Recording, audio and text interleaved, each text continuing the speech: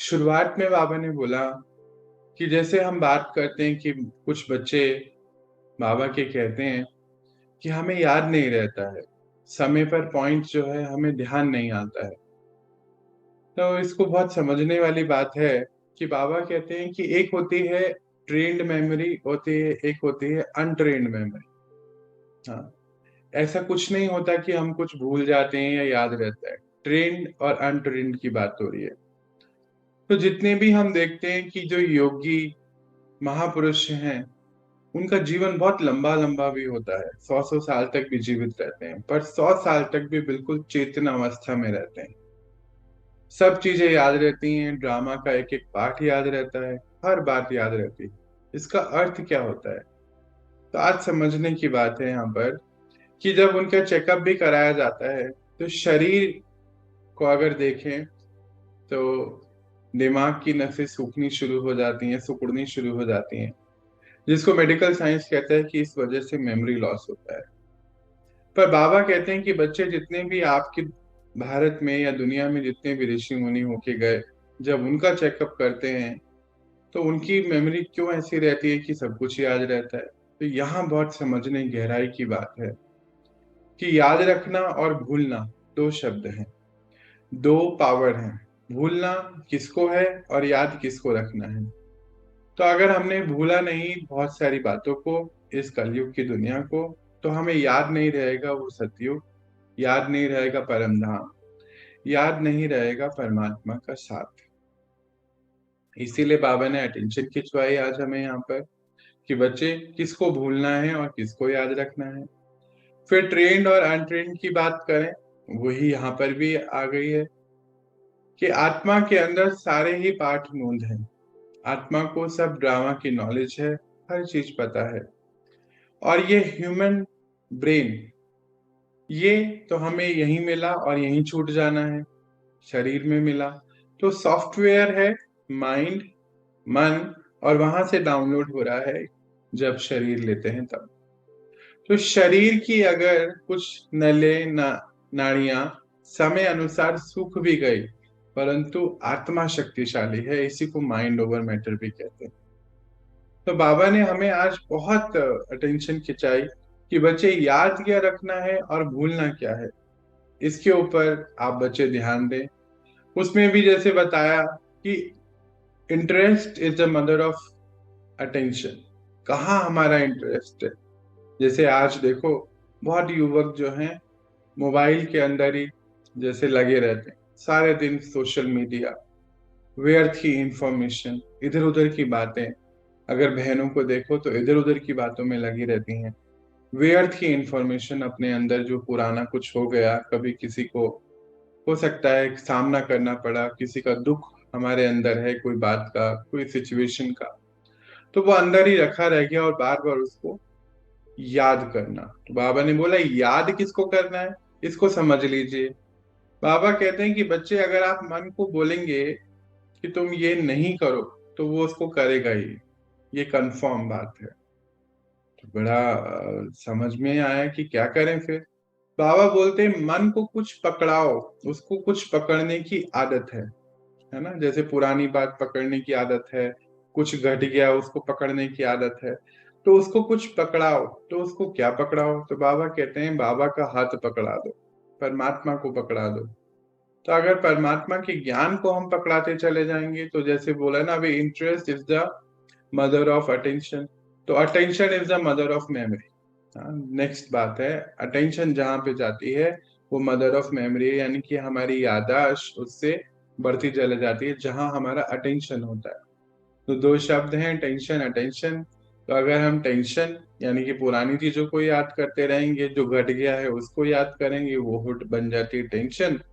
और अगर हम अटेंशन रखेंगे कि क्या हमें मिलने वाला है, क्या हमें प्राप्तियां हो रही हैं परमात्मा से, अपने सारे ही दिन भर की दिनचर्या पे अटेंशन रखते हैं, तो हमारी जो है मेमोरी ट्रेंड होती चले जाती है। और आज इसकी बहुत जरूरत है। अनेक आत्माएं जो काउंसलिंग भी करते, देखते हैं इतने लोग आते हैं जो यही बोलते हैं, दो तरीके के बच्चे कहते हैं, जितने भी यूथ हैं, कि याद नहीं रहता। आसपास में बहुत देखता हूँ कि 10-10 सेकंड, 30 सेकंड में बात भूल जाते हैं।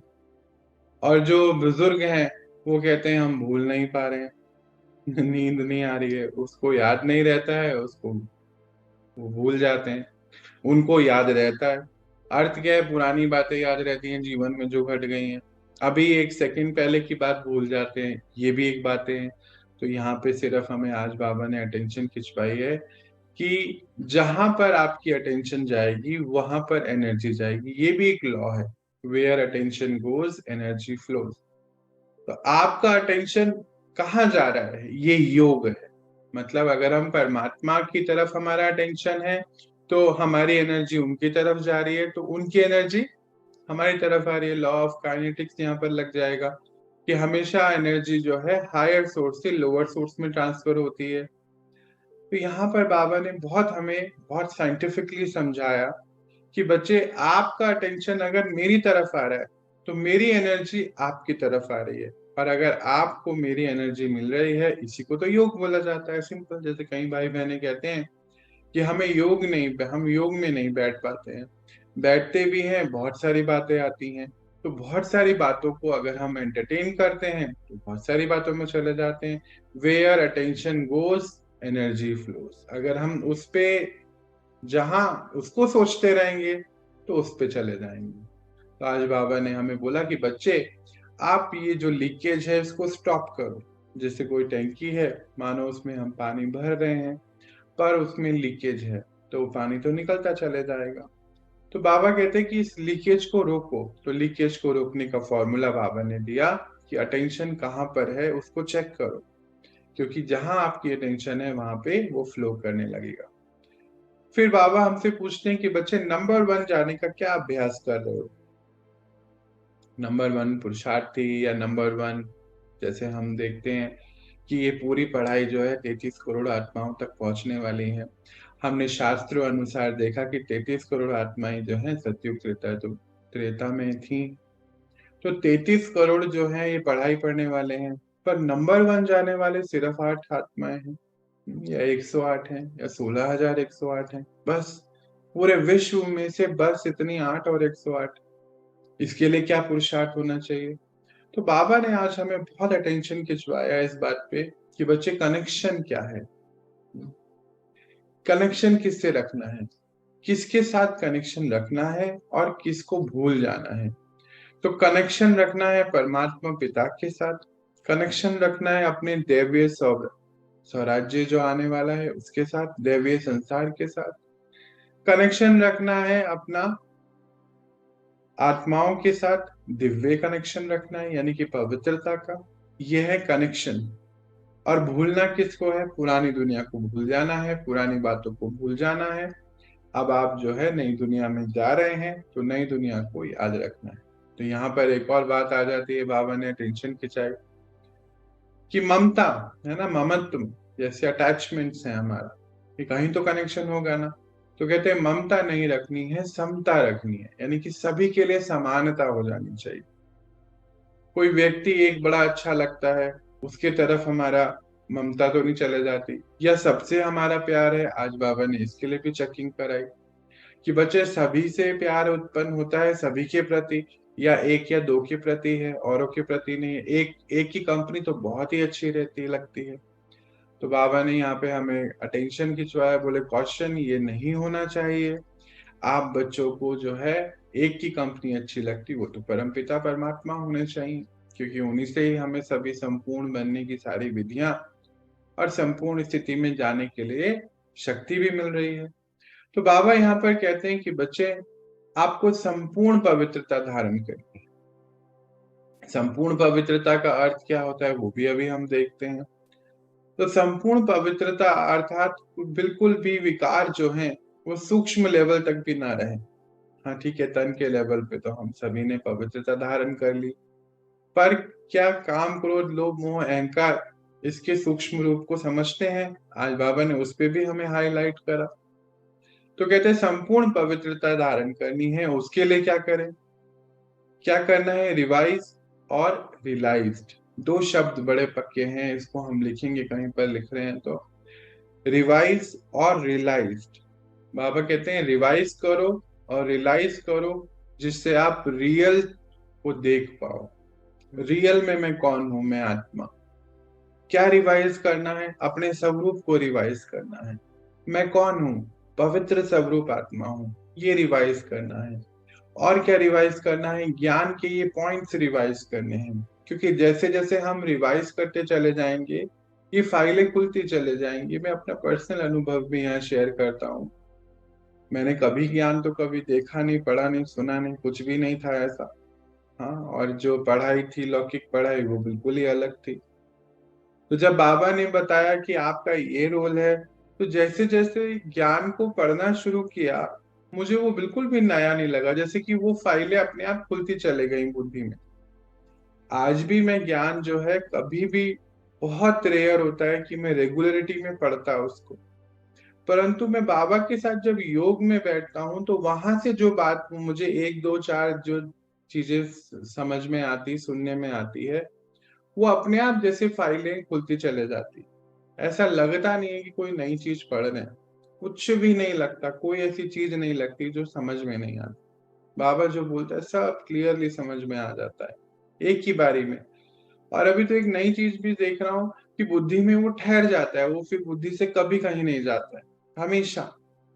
क्यों? क्योंकि बाबा ने बहुत इस पे अटेंशन खिंचा है कि बच्चे, जितना आप रिवाइज करेंगे, रियलाइज करेंगे अपने आप को, तो आपकी सारी पुरानी फाइलें जो हैं, यानी कि हमारी सत्ययुग, त्रेता युग, यानी कि हमारे अनादि स्थिति, आदि स्थिति, अपने आप ही ओपन हो जाएगी। हमें कुछ करना ही नहीं है उसके लिए। तो दो चीजों को बड़ा याद रखेंगे, रिवाइज और रियलाइज। फिर बाबा बोलते हैं कि कोई ना कोई नियम जरूर अपना रखना है।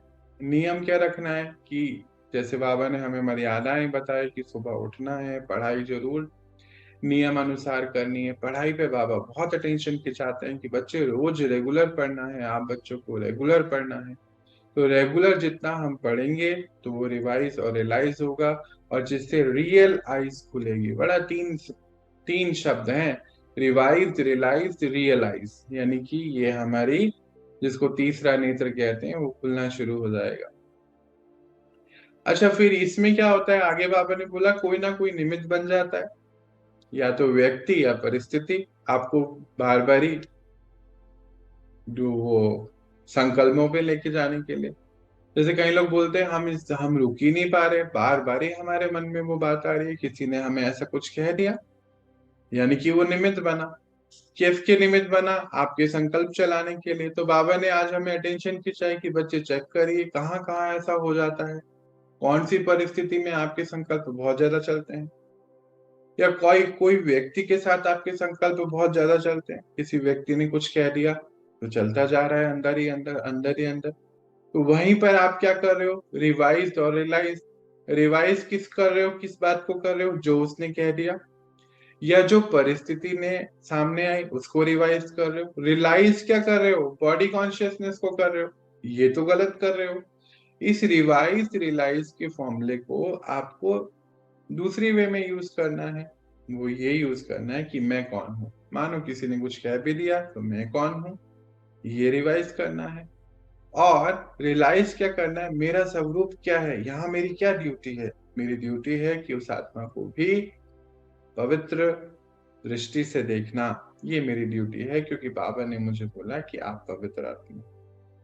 ये इस फॉर्मूले को ऐसे यूज करना बाबा ने हमें बताया कि ऐसे यूज करेंगे तो आपको कोई भी परिस्थिति जो है परेशान नहीं करेगी।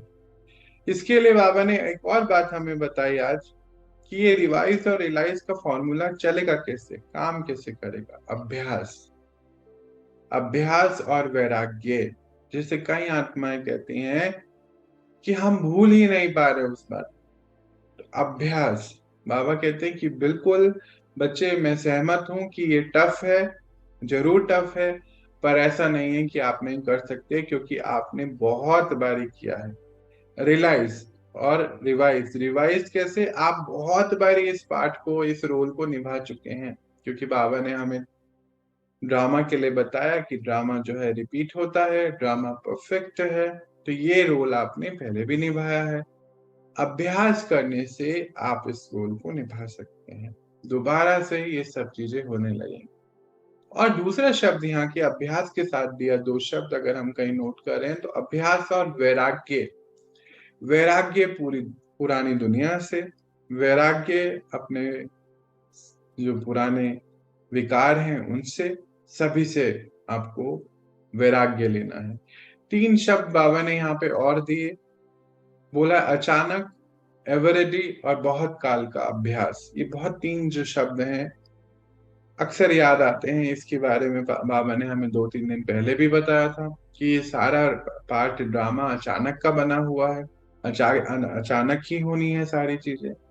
अचानक के पार्ट में आप बच्चों को सदा एवरेज रहना है, यानी कि आपकी जो आज की स्थिति होगी वो संग चले जाएगी। आज की स्थिति जैसे हम समझते भी हैं कि अंत की जो हमारी स्थिति है वही हमारा निर्माण करती है, और अंत की स्थिति बनाने के लिए फिर वापस बैक टू बेसिक आ जाओ। बहुत काल का अभ्यास, क्योंकि वही हमारे हाथ में है।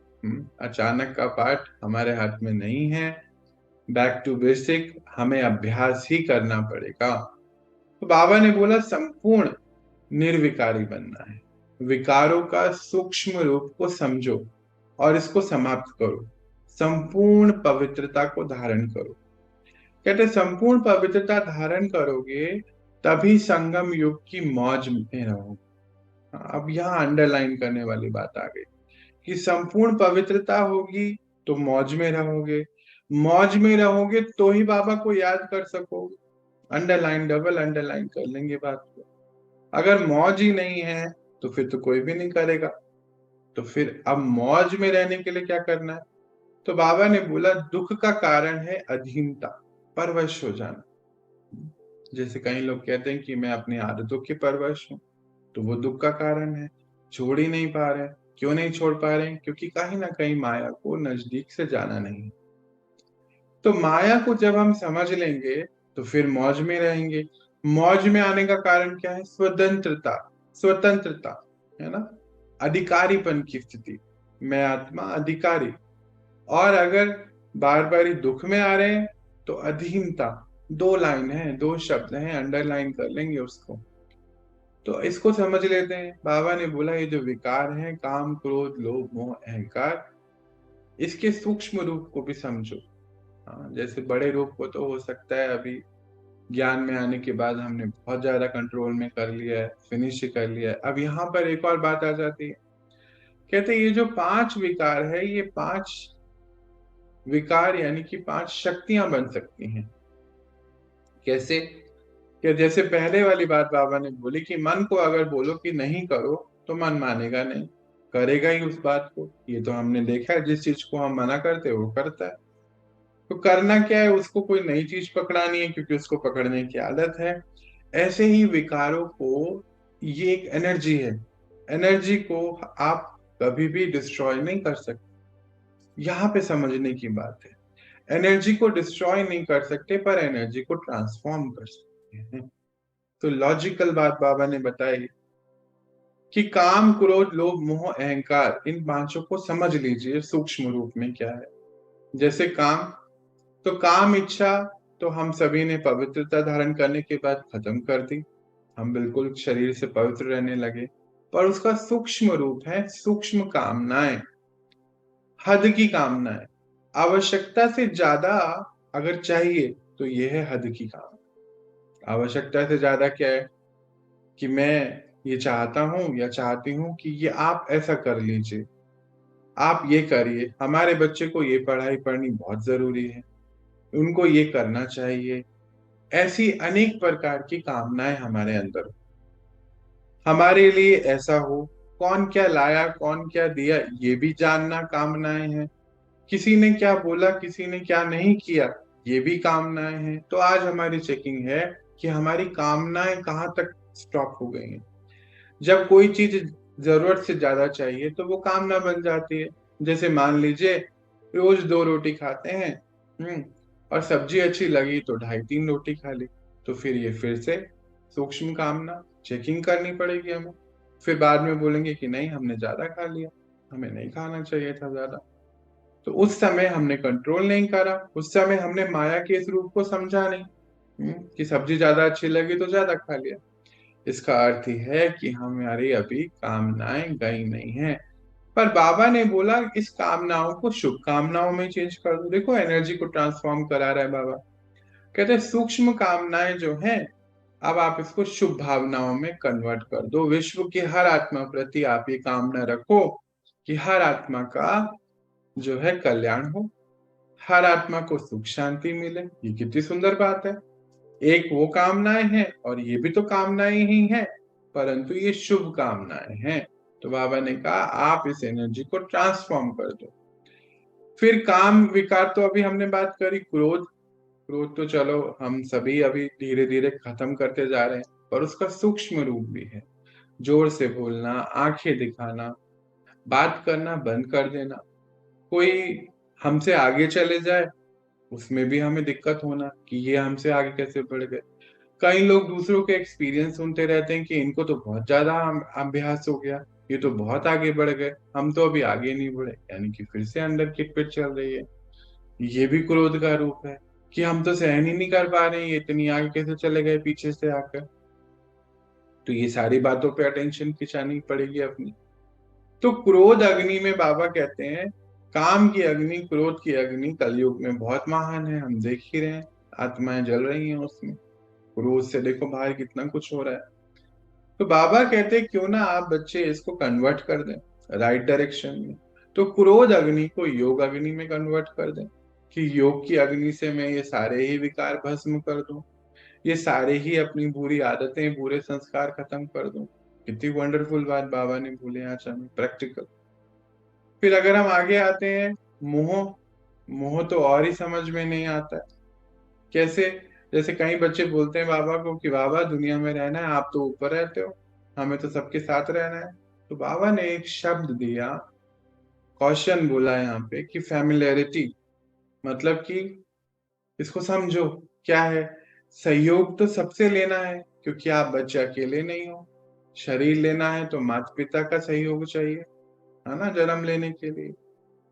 उनकी पालना चाहिए, शरीर को बड़ा करने के लिए, समझने के लिए, पढ़ाई के लिए अध्यापक चाहिए, सहयोग चाहिए, जीवन साथी चाहिए, सहयोग चाहिए। बाबा कहते हैं कि सहयोग में और सहारे में अंतर होता है। जब आप सहारा बना लें किसी को कि इसके बगैर हम रह ही नहीं सकते, तो वो मोह बन जाता है। तो यहाँ बाबा ने बोला कि मोह की बहुत सूक्ष्म चेकिंग करो कि किसी से बात करना बहुत अच्छा तो नहीं लगता, मानो कोई एक दो पर्टिकुलर है उन्हीं से बात करना बड़ा अच्छा लगता है, और किसी से बात करना बिल्कुल अच्छा नहीं लगता। ये तो नहीं है, ये फिर मोह हो जाता है, मोह का बंधन है। क्या सबके प्रति एक जैसी दृष्टि आ गई है, ये चेकिंग कर लीजिए। ऐसा तो नहीं कि दो चार के प्रति तो बहुत अच्छी दृष्टि है और दो चार के प्रति है, बाकी सबसे वो बहुत ज्यादा मतलब अच्छा नहीं लगता है, या फिर बाकियों से अच्छा लगता है, दो चार से सही नहीं, तो उसको चेक करके फिनिश करिए। फिर मोह जो है अपनी बातों से भी हो जाता है कि मेरी बुद्धि बहुत अच्छी है, ज्ञान बहुत अच्छा है, ये भी मोह है। मैंने ये बात बोली तुमने मानी नहीं, ये भी बहुत मोह है। तो बाबा ने यहाँ पे हमें फिर से एक अटेंशन खिंचाया कि बच्चे बालक और मालिक स्थिति में रहें। बालक का अर्थ क्या है और मालिक का अर्थ क्या है? जब भी कोई आपसे कुछ पूछ रहा है, कोई राय मांगी जा रही है, तो मालिक बन के राय दें। मालिक बनना मतलब ट्रस्टी बनना, मतलब ये मेरा है। जैसे मान लीजिए कोई फंक्शन है घर में, कोई आपसे राय पूछता है कि क्या हमें ये करना चाहिए, तो अपने आप को वैसी स्थिति में लेकर आओ पहले कि हाँ ये तो मेरा है, मालिक है, ये मेरी जिम्मेदारी है, रिस्पॉन्सिबिलिटी। तो मालिक बनकर आप राय दो, और फिर उसी समय बालक बन जाओ। जैसे छोटे बच्चे की राय अगर नहीं भी मानी जाती तो वो रुष्ट नहीं होता, परेशान नहीं होता, दुखी नहीं होता। तो बालक और मालिकपन में रहो। बाबा ने बहुत अच्छा फॉर्मूला दे दिया हमें आज इस बात के लिए कि मोह से बिल्कुल अपने आप को फिनिश करो। अहंकार, बहुत अच्छी इंग्लिश की एक कहावत है, if it is hurt it is ego. अगर आपको हर्ट होता है तो मतलब आपको अहंकार है, ईगो है। तो चेकिंग है हमारी, क्या हमें हर्ट होता है?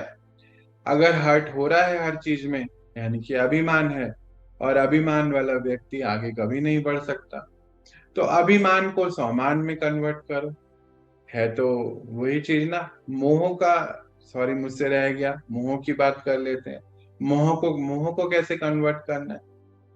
तो बाबा कहते हैं मोह को शुद्ध मोह में कन्वर्ट करो। शुद्ध मोह मतलब विश्व की हर एक आत्मा, आपकी आत्मा भाई भाई और कॉस्ट्यूम के रूप में भाई और बहन, सभी को मोह ये इस बात का कि बाबा के संग वो सब मिले, सब जुड़े। तो ये सूक्ष्म जो है आपका विकार जो है राइट डायरेक्शन में चेंज हो जाएगी एनर्जी। अहंकार, अहंकार की बात करें तो अभिमान को स्वमान में कन्वर्ट कर दो। जो स्वमान में रहता है उसको कुछ फील नहीं होता है। हम्म। बाबा हमेशा कहते हैं कि फीलिंग्स में तो बिल्कुल भी नहीं आना चाहिए। किसी ने कुछ कह दिया, अगर बहुत दिक्कत कर रहा है, खटपिट कर रहा है, यानी कि अभिमान है। अब इसको कैसे चेंज करो? सेल्फ रिस्पेक्ट की बात कर लेते हैं कि देखो ये भी कोई बात है, अपनी सेल्फ रिस्पेक्ट में रहना है हमें, हमने अपनी सेल्फ एस्टीम में रहना है, ऐसी भी बातें सोच लेते हैं।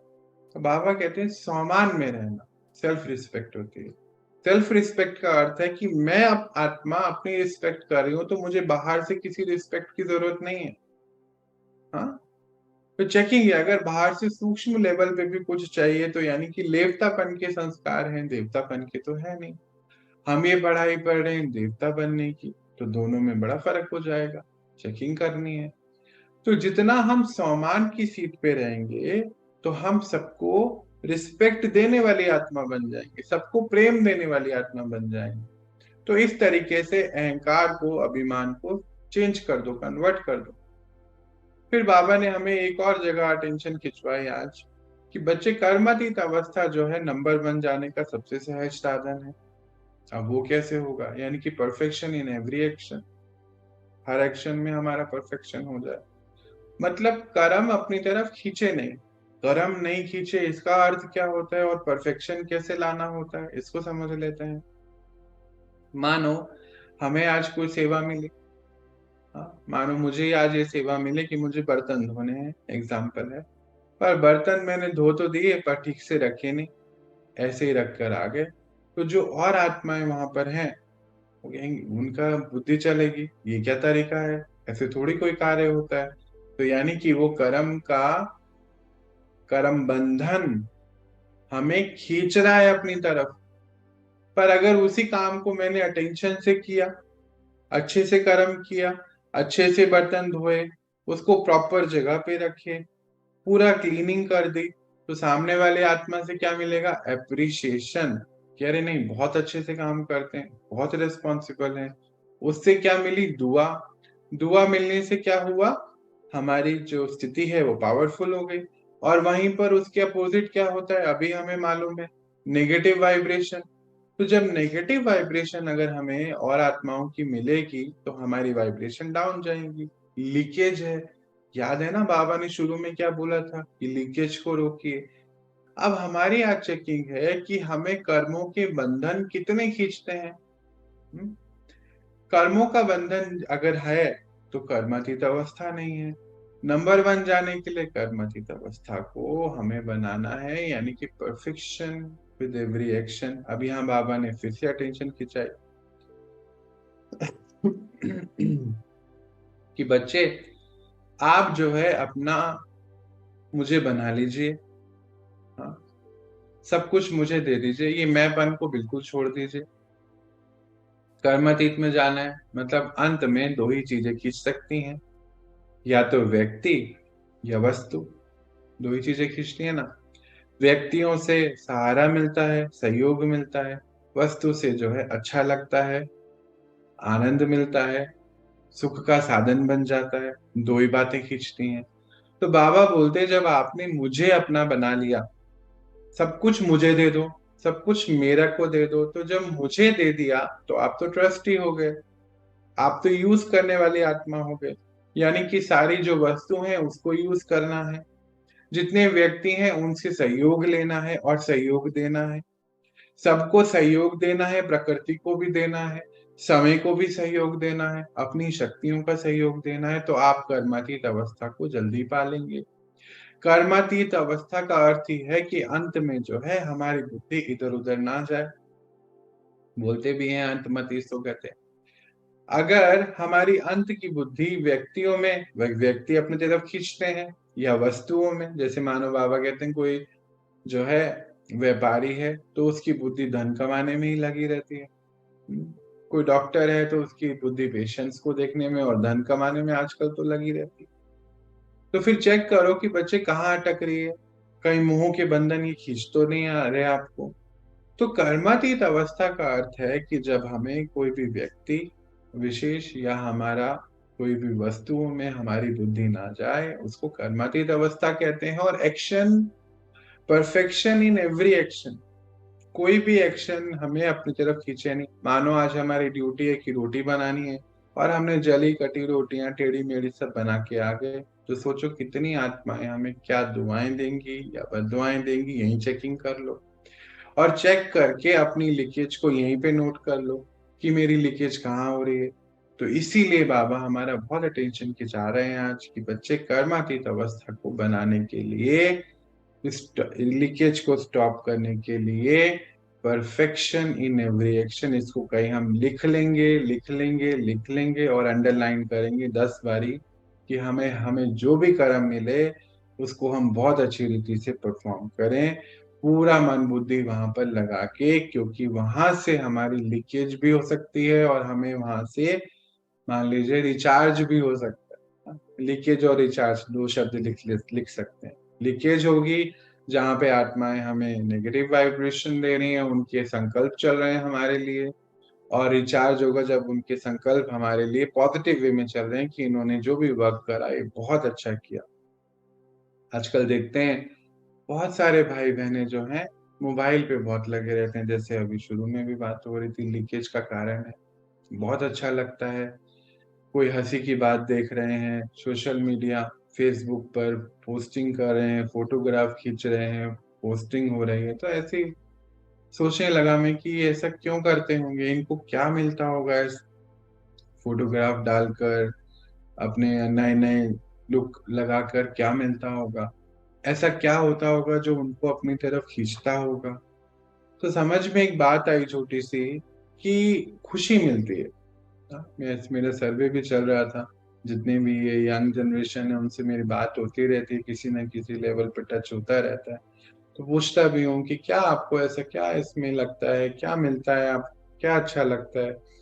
कहते कि नहीं, हम ना देखने तो चाहते हैं कुछ और, पर देखने फिर बाद में ना कुछ और लगते हैं। यूट्यूब पे होता है ना ऐसा, और जितने भी ये सोशल मीडिया वेबसाइट्स हैं उन पे ऐसा ही होता है। तो कहते हैं कि देखना तो कुछ और चाहते हैं, सर्च तो करते हैं, अपने काम की चीज से शुरुआत करते हैं, तो मतलब हाईवे को छोड़ के फिर गलियों में घुस जाते हैं। बिल्कुल ये बात है, ये बिल्कुल फैक्ट है। तो एक अच्छा फिर क्या होता है, कहते हैं फिर 2-3 घंटे भी निकल जाते हैं, पता नहीं चलता है। ये भी एक फैक्ट है। तो होता क्या है कि खुशी मिलती है। अच्छा, खुशी क्या मिलती है, खुशी को अगर हम समझें तो हम सभी मनुष्य आत्माओं को खुशी कैसे मिलती है और खुशी ना मिलने का कारण क्या है। तो अगर हम इसको साइंटिफिकली देख लें तो डोपामिन नाम का एक केमिकल होता है, उसकी डिफिशियंसी हो जाती है तो खुशी नहीं मिलती है। पर वो खुशी कब मिलती है, जब हम अपनी बुद्धि को इधर उधर लगा दें। अब बाबा कहता है खुशी से मुझे याद करो, यहाँ तो खुशी हमें सोशल मीडिया में मिल रही है, बाबा तो भूल जाते हैं उस समय, है ना।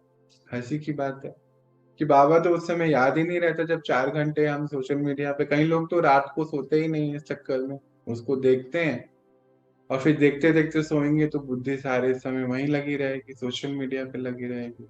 तो फिर जो सोने से भी खुशी मिलनी चाहिए, आराम मिलना चाहिए, रिचार्जिंग होनी चाहिए, तो डोपामिन केमिकल जो है डिस्चार्ज नहीं होता है यहाँ से, वो नहीं होगा तो खुशी नहीं मिलेगी। यहाँ बाबा कह रहे खुशी से मुझे याद करो। अब खुशी का कारण क्या है, खुशी से क्यों याद करो।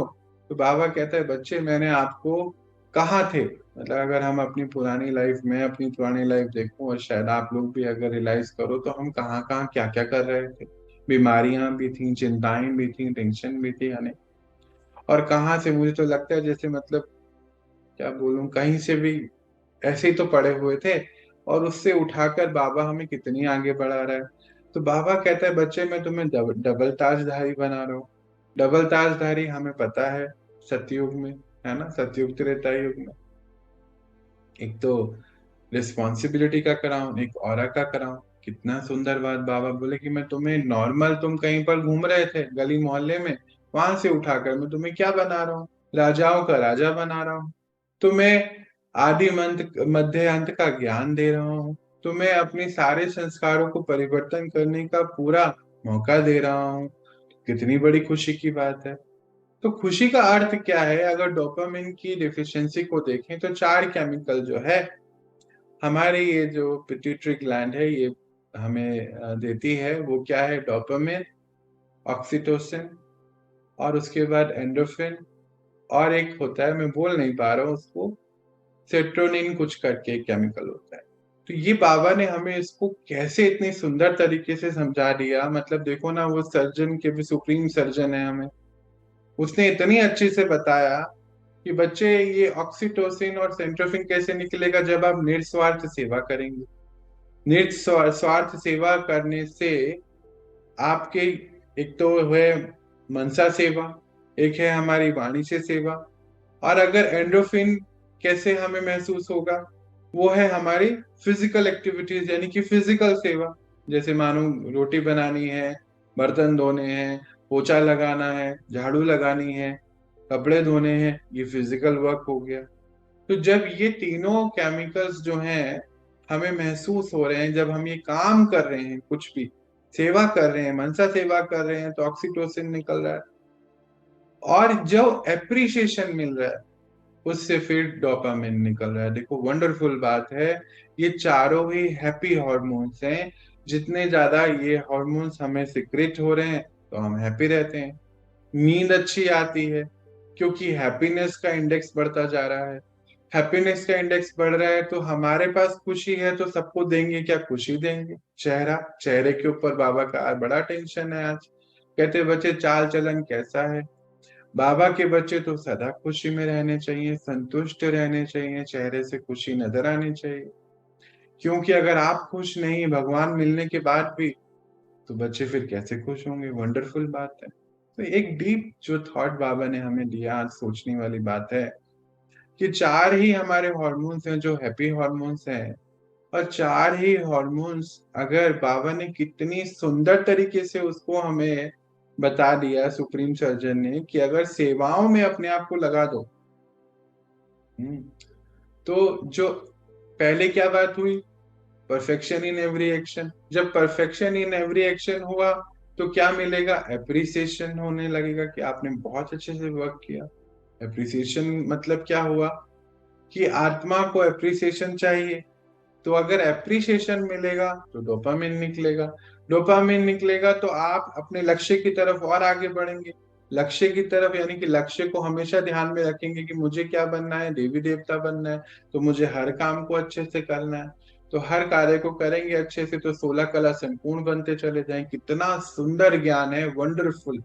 अगर कोई इसको ध्यान दे, बाबा को एक एक बात को समझे गहराई से, तो उसमें सारी दवाइयां बाबा ने हमें खिला दी।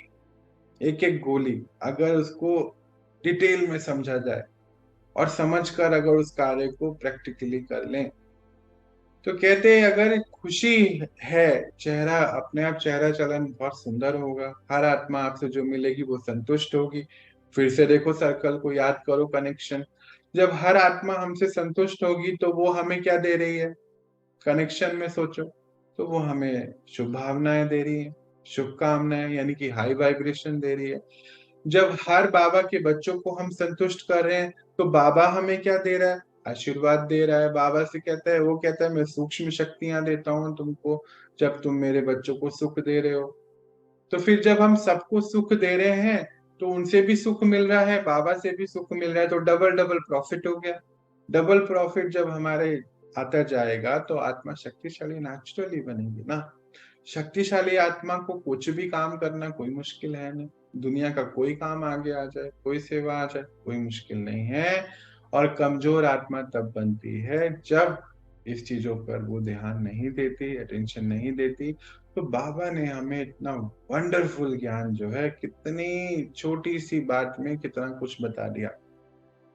तो आज जो है बाबा की ये सारे ही पॉइंट्स हम अटेंशन में रखें, याद रखें, और इस पे अपने कार्य को डिटेल में करें।